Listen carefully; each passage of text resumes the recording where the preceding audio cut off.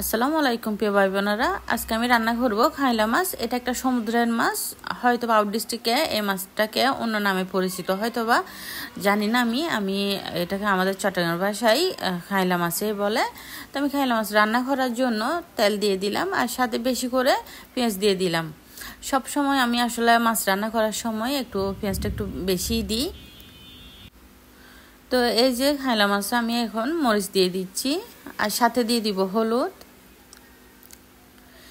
আর এখন দিয়ে দিব মশলাটা অবশ্যই দিতে হবে। এটা যেহেতু সমুদ্রের মাছ, এমনিতে অনেকে আছেন বড় মাছে বা যে কোনো মাছে মশলা খান, তো এখানে আমি কিন্তু এটাতে মশলা দিতে হয়, না দিলে ভাল লাগে না। তা আমি হলুদ মরিচ আর মশলা মানে একসাথে দিয়ে আমি মেখে নিচ্ছি একটু একটু পানি দিয়ে। এই যে দেখেন, আসলে মাছটা খেতে অনেক অনেক মজা। আমি জানি না আসলে আপনারা আউট ডিস্ট্রিক্টে মানে যারা আছেন আর কি, তারা এই মাছটাকে কি নামে পরিচিত বা কি নাম মাছটার আমি জানি না। আমাদের কিন্তু চট্টগ্রাম ভাষায় কিন্তু খাইলা মাছই বলে। হয়তোবা অনেকে চিনেনও না, আমি সেটাও জানি, হয়তোবা চিনে না, অনেকেই চিনে না। যাই হোক, এটা হচ্ছে সমুদ্রের মাছ। আর এই যে আমি মাছগুলো ভালোভাবে কষিয়ে নিচ্ছি। আসলে যত ভালোভাবে কষাবেন ততই কিন্তু মাছ মাংস খেতে বেশি মজা হয়। আমি একটু একটু করে এভাবে মানে কিছুক্ষণ পর পর করে আর কি নেড়ে চেড়ে দিচ্ছি। আর সাথে দিয়ে দিব আলু। আমার মাছের সাথে আলুও ভালো লাগে, মাংসের সাথে আলুও ভালো লাগে, যার কারণে আমি আলু একটু বেশি খাই। তো এই যে দিয়ে দিলাম আলুগুলো সহ আমি একসাথে নেড়ে চেড়ে নিচ্ছি।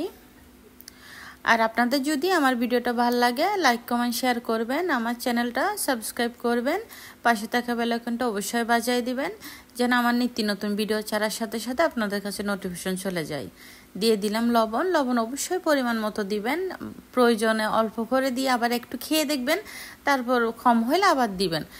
আর আমি একটু বেশি খাই বিদায় আমি ওইটা আমার দেখতে হয় না, আমি আন্দাজের উপরে দিতে পারি। তো এখন দিয়ে দিলাম আমি টমেটো দিয়ে দিলাম, সাথে কিছু কাঁচামরিচও দিয়ে দিছি। তো এইভাবে আমি আবারও একটু কষাই নিচ্ছি। মানে অনেকক্ষণ কষাতে হয় মাছ মাংসগুলো, আমার অনেকক্ষণ কষাতে ভালো লাগে বেশি, কারণ তাইলে হয়তো বা মাছ মাংসের যে গন্ধটা থাকে ওইটা আর থাকে না। আর যে বোলের মধ্যে আমি মাছগুলো একটু মেখে টেকে নিছিলাম, ওই বোলের একটু ধুয়ে পানিগুলো দিয়ে দিলাম। এই যে মাছগুলার আমি আসলে ঝুলও এত আহামরি দেয় না, যেটা যতটুক মাছ ততটুক মানে প্রয়োজন অনুযায়ী দিবেন আর কি। আমি দিয়ে দিলাম, এখানে যেহেতু আলুও সিদ্ধ হবে আর মাছগুলোও আছে অনেক, দিয়ে দিচ্ছি ধনেপাতা দিলে আমার কাছে অনেক ভালো লাগে, তাই আমি যে কোনো তরকারিতে ধনেপাতা আমার লাগবেই। এই যে আর মাছগুলো প্রায় রান্না করা শেষ। তো এই যে দেখাচ্ছি ফাইনালি আমার মাছ রান্না করা শেষ, এতটুকুই। ধন্যবাদ।